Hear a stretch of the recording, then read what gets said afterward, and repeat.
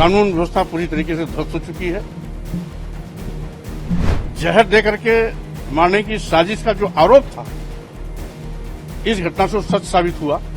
जो आशंका व्यक्त कर रहे थे कि जहर देकर के मुझको मारने की कोशिश की जा रही है, वो साजिश के तहत सरकार उस पर काम कर रही थी और अंत में वही हुआ जो आशंका जाहिर की गई है। भाई मुख्तार अंसारी जी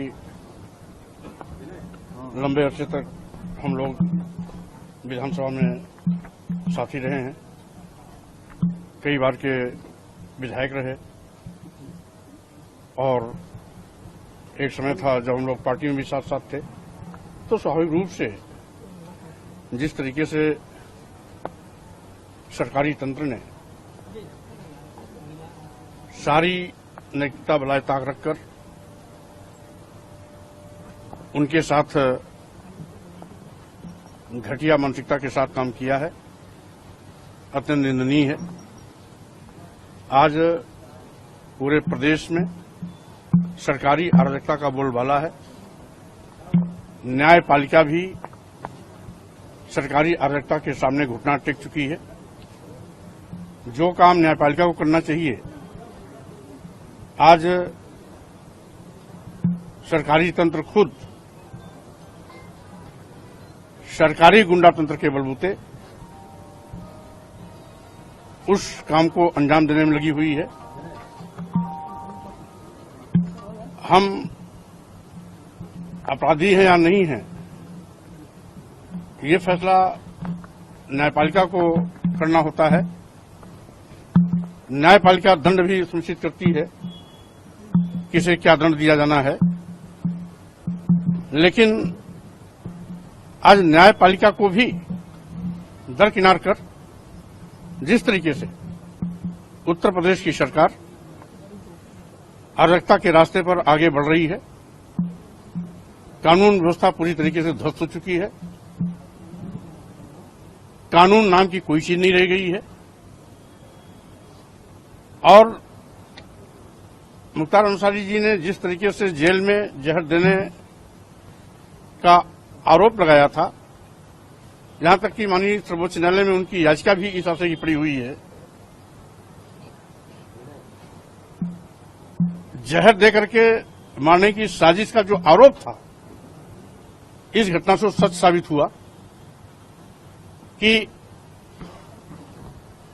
सरकारी अराजकता लोगों की पकड़ में आ गई। एक और डॉक्टरों की टीम मुख्तार अंसारी जी को फिट बता करके अस्पताल से डिस्चार्ज कर रही है, जेल भेज रही है और कुछ ही घंटे बाद दिल का दौरा पड़ना इस बात को साबित करता है कि वो अस्वस्थ थे, पूरी तरीके से अस्वस्थ थे। उनको अस्पताल में रहना चाहिए था। सरकारी तंत्र के दबाव में उनको फिट घोषित करके जबरियन जेल भेजा गया। नतीजा हुआ कि वो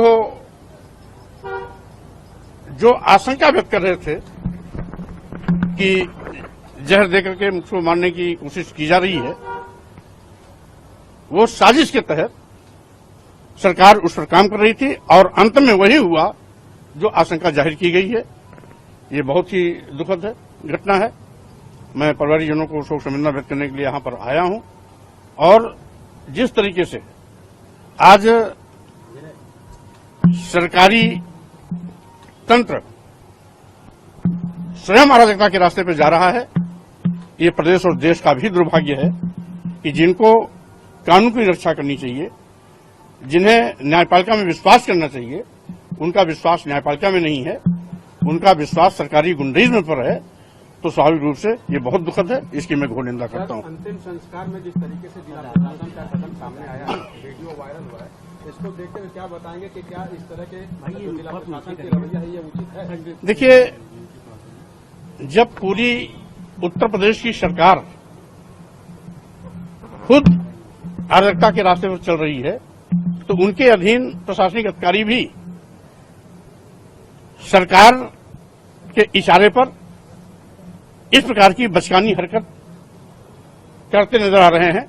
कल मैंने टीवी और मीडिया के माध्यम से देखा कि जिस तरीके से जिलाधिकारी ने जनाजे में आने से रोकने के लिए एक बड़ी लंबी पुलिस फोर्स के साथ कवायद कर रही थी, यहां तक कि अफजाल अंसारी साहब जो सांसद भी हैं, आप भी कई बार विधायक रहे, सांसद इसके पहले भी रहे, वर्तमान में भी सांसद हैं, इनके साथ जिस बेहूदगी से जिलाधिकारी बात कर रही थी, हम समझते हैं सारी मर्यादाओं को बलाए ताक रख करके सरकार और सरकार के अधिकारी मनमानापन और अराजकता के साथ लोगों के साथ दुर्व्यवहार कर रहे हैं और लाखों की उमड़ी हुई भीड़